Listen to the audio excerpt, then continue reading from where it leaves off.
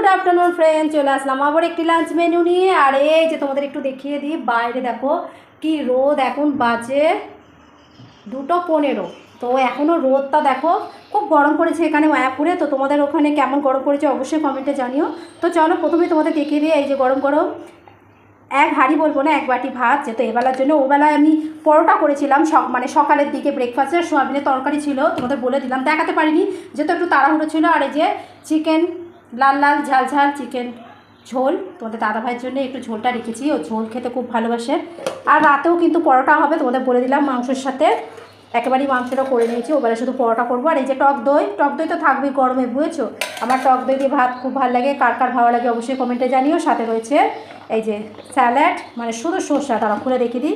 তো ভিডিওটি বন্ধুরা এখানেই শেষ করছি। ভিডিওটি ভালো লাগলে অবশ্যই লাইক শেয়ার কমেন্ট করতে ভুলো না, ভালোবাসা দিয়ে সাপোর্ট করে। চলো টাটা, দেখা হচ্ছে নেক্সট ভিডিওতে।